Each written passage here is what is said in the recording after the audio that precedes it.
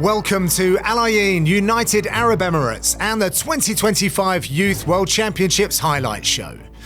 With 53 countries competing in this year's tournament, this would be the largest Youth World Championships in IMMAF history. It took just 11 weeks for the city of Al Ain to complete construction on a purpose-built arena as they look forward to hosting IMMAF for the very first time. We're here in the UAE for the IMMAF Youth World Championships. The last three events have been in Abu Dhabi, so we're now here in a new region, which is Al Ain. It's a really special event. It's one of our biggest editions of the Youth Championships. So they decided they were going to build this new facility out here in Al Ain, which they only started building in the last few weeks. So basically when we came here, there was nothing 11 weeks ago. In Emirates, everything can happen, so I'm not afraid. When we say Emirates, we know everything can be delivered. The Youth World Championships, it was about education, it was about development. It's about obviously building from the bottom as opposed to coming from the top. I'm very excited because I just really expect to see some of the countries to explode with the success. You can see the kids are working daily, their coachings are smarter and smarter every time. Their technical skills through the stratosphere is just incredible. It's encouraging to see more and more girls as well taking part, more and more countries taking part. 900 participants from 53 countries. That's what we're having right now. If you are a young aspiring mixed martial artist, you come to these championships as a stepping stone to the next level of your potential career, or potentially just, a way to stay healthy and learn discipline and good respect and hard work and all of these virtues that are important to be a successful mixed martial artist. It's amazing for kids to come out, experience a new country, be on a stage this big. If they're going in, they've got smiling faces, they're taking it in their stride. This week is going to be amazing. It's a brand new venue in a new city. Just exciting for all of us to see. The IMMAF Youth D category for competitors aged 10 to 11-year-olds has already produced some outstanding talent. Day one of the World Championships saw Albie King impress in the men's 37-kilo category, locking up a slick submission in the final to bring gold back for England. Put inside on the back foot, Silas goes for the shoot, that's coming. Silas strong, absolutely strong, insisting. But King breaking the grip. Good active guard. Goes for that Kimura grip again. Gets it around the back. Gets him on top. And he finishes with the Kimura. Well done, young man. It was written in the stars. Representing Team England, Albie King. Aussie standout Robert Sanderson took gold in the men's 48-kilogram category, finishing his final with his second signature submission of the day. Here we go, the Bulgarian has gone straight in for the takedown. Sanderson gets that lock on. Pulls the arm through, trying to get that Kimura grip. He's got the leg through already.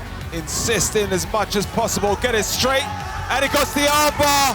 What a finish! Locked in on the arm, and he gets a submission, hips in, really, really strong. Robert Sanderson, one to look out for. In the women's 34-kilogram category, Melanie Grace Francis secured her second armbar submission victory to claim gold for Brazil. Really active as a grappler and an amateur mixed martial artist is Francis.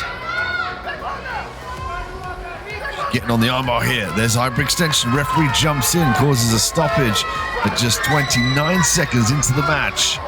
Submission of victory.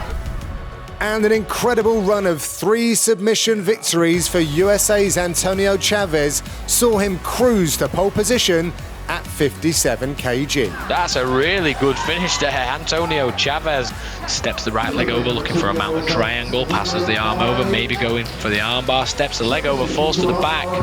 Zayev does a good job of turning in and trying to get to his knees, but Chavez gets the finish with 4 seconds left. Chavez back in on the Americana. Can he get the finish? Quite hard to see, and he gets the finish with 16 seconds left. Antonio Chavez. Introduced into the IMMAF pathway in 2019, the goal for the youth division was to offer structured competition for athletes aged 10 to 17. And with modern MMA being in existence for just over 30 years, this grassroots infrastructure will change the course of the sport's development forever. This goes to the judges, and the winner of the bout by unanimous decision. Red corner, Team Georgia, Shino Chen.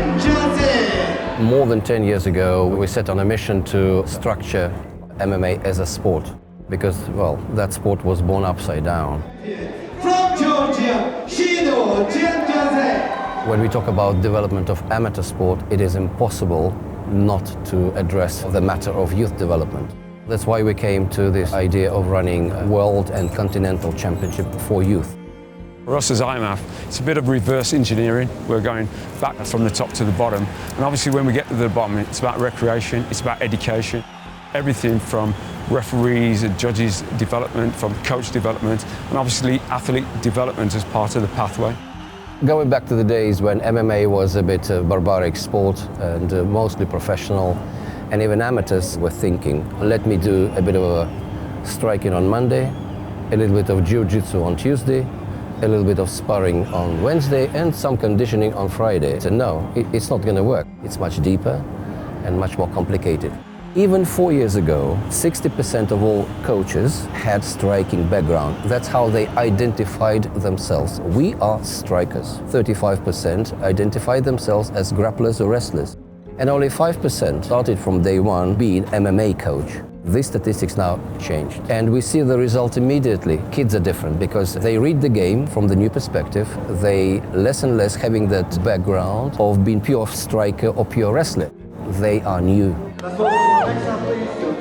The change that we're going to be seeing since they start training only MMA since the beginning is that they're going to see a sport inside that. They're going to see more easier to adapt to a situation that a professional fighter that didn't do an amateur career. We can see something incredibly technical. For example, they can do guillotine with one arm. They can do rear naked choke with one arm. It's amazing. It's exciting to see these kids feel like a superstar. These guys just a new breed of pure MMA athlete. Day 2 at the 2025 IMMAF World Championships, and it was time for the Youth C category to showcase their skills. In the women's 40 kilo category, reigning world and European champion Lila Adams showed she is once again levels above the rest. The Adams family certainly one to watch from Team England. That gold kit also looks pretty sick. Sits through for the guillotine. Maria staying calm in this position. Nice. Gets her head out, but Lila Adams straight in on an armbar, goes belly down, gets the tap. What a finish from Lila Adams. Absolutely unreal. Team England's Lila Adams, reigning champion, gets another win. Uzbekistan's Abubakar Mirzahujayev became world champion in the men's 31 kilo category in excellent style as he took out Mirza Yusuf Umarov in their gold medal match. A little bit of a John Jones moment, crawling across the cage. Gets the takedown. Lovely wrestling. No Gilad process here. No, absolutely. He's going for the pass. Amaro defending it. Oh, he's going for it. He's gone for the armbar, and he gets it. The referee stops it. Beautiful armbar. Ireland's Freya Marsh made it a hat-trick of armbar victories, crowning herself champion of the women's 52 kilo category. Turns her over. Able to reverse the throw. Absolutely throws the leg by, gets the arm, gets the armbar, and she gets the a second submission. Gold medalist for the 52 Youth C women. Blue corner, Team Ireland, Freya Marsh. And at men's 48 kilos, Anthony Bauer completed a spectacular day, winning his gold medal match with an incredible finish, making it 5 submission victories in 5 fights.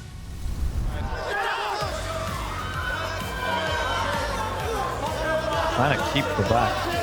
She's doing a very good job at it. He's going for the neck, can't see from this position. He's going back and forward. That's it, he's got the left hand around the neck now. All he needs to do is link his hands. Flattens him out. Flatten him out and squeeze. And he gets the tap. Rear naked choke. Dominant display here by the Polish athlete Anthony Bauer, now world champion. As IMMAF participation numbers continue to grow, the importance of maintaining good safeguarding remains paramount. New safeguarding officer Sharon Ogaji brings a wealth of experience to the role, further strengthening and developing IMMAF's most valued policy. My name is Sharon Ogaji, I'm from Kenya. I'm a safeguarding officer in sport. To be honest, this is my first time hearing about mixed martial arts this year. Before I joined IMMAF, I didn't know anything about combat sports or mixed martial arts. Within IMMAF, the most important thing is to protect the youth. That is our primary goal. Not only our youth, every participant, from the coach to the athlete, from the officials to even the spectators that come and view our wonderful event. From the red corner, Valentina Pensova. IMMAF has appointed safeguarding officers. Their primary goal is obviously to ensure the safety and security of our athletes. And then we have compliance officers like myself and Louise. It's our 3rd year within IMMAF, ensuring the compliance. In essence, compliance of rules and regulations, protocols and systems, just to protect everybody. We're constantly pushing the safeguarding aspect, helping the national federations to introduce safeguarding policies. But when they're here with us, we want to make sure we've got enough people, especially with the numbers we have. I think Sharon just brings an exciting and different conceptual idea of safeguarding, which is brilliant. She is also IOC certified. Last year, I completed the safeguarding officer in sport course and I got certified. Being an athlete, I know what it means to have someone look after your welfare and well-being, because there's just a lot that goes on in an athlete life. I was very, very, very impressed with IMMAF. They literally have so many things in place that ensure that any event that they have, that the safeguarding policies are in place. In these events, if safeguarding has an issue of concern or compliance as a non-compliance matter has been addressed to us, then safeguarding would investigate. They would report to compliance, and we would obviously confirm if indeed there is a non-compliance to a safeguarding policy, ensuring that the athlete's safety is maintained in the best possible environment. Day 3 of 2025 IMMAF Youth World Championships highlighted the Youth B category, featuring competitors aged 14 and 15. At women's 52 kg, Ukraine's Zlata Klein tore through the competition, finishing all of her matches in under 3 minutes combined before taking gold in the final. Kind of working on bar, but... Oh, she got the armbar. And she taps. Another submission Klein in the box. Now has bragging rights in that family. Team England standout CJ Fenton added a world championship to his already impressive resume, showing off intelligent grappling to get the finish in the men's 48 kilo category. Touch gloves, England versus Ireland. CJ goes immediately for the body lock. Oh, and it rolls straight over. When I mean this kid's a fan favorite, he is a fan favorite. Just biding his time, he's going for a straight foot lock, belly down, rolls, sits out. Nice attack, and he taps. Absolutely smart. Spot on. CJ Fenton does it again. Last time was the armbar. This time it's the straight foot lock. At women's 57 kg, Wendy Rebecca Lara Barraza lit up the Mexican crowd in attendance with a slick submission to claim gold. Tyson struggling to escape this mount. Going for the armbar, she locks up the arm, she's got the position now. Barraza goes for the extension. Extends her hips, 20 seconds and she taps. Wendy Rebecca Lara Barraza from Mexico is the world champion at 57 kilograms, Youth B, here in Al Ain. Caius Davies added to a historic week for Wales, bringing home a second gold medal for the country by submitting his opponent in the final at men's 72 kilos. Resets them. Goes directly for the anaconda. Oh, there. that's nice and tight. That is tight. He needs to roll him over. Absolutely. Oh! Your winner by submission via an anaconda choke from the blue corner, representing Wales, Caius Davies. And Team England's Riley O'Toole put the pace on his opponents early in the men's 57 kilogram final, securing an excellent submission to finish his fight in just over a minute. Nice deep shot, but a great sprawl. Gone for that Kimura again. It's got that knee inside to add separation. It's going to pull it out the back. Here he goes, and he rolls it over to the side. Absolutely brilliant. Oh, that is tight. The finish athlete. Referee calls it off. Amazing, really good performance. Let's go. This kid has pushed this whole weight category forward. We are here in Al Ain Convention Centre in the UAE, where the 2025 Youth World Championships are taking place. In just 11 weeks, this arena has been built to accommodate the Youth World Championships. Let's take a look inside. This year, all the leaders in Emirates declared Al Ain the city of Emirates, and all the attention is coming to Al Ain. So the rulers of Al Ain decided to move all the big events here to Al Ain, including the IMMAF World Youth Championships. So this convention centre offers also a place you can hang out before watching the event. It's got food, drink and activities you can join in with. Of course, there's a lot of areas. This time we created the entertainment areas also for the VIPs, for the kids, because it's a youth event. This is our fitness zone. So we have our leaderboard for our daily challenges. This changes every day. For example, we have our balance board, we have our grip challenge, and as you can see, sit-ups, press-ups, skiers. There's a load of stuff we could do here. It's practically purposely built for us. We've said we need this, we need that, and the dimensions of what we need. So we've got a lot more space now in this new venue. So in here we have our VIP area, which is welcoming all of our high-profile guests. Let's take a look now at the arena. We have 5 fields of play, which means we can accommodate 200 to 300 bouts a day. In 2019, when we started the World Youth Championship, it was a big challenge for us as IMMAF directors. The numbers in the first edition were around 200 athletes. Now we're looking at plus 1,000 athletes.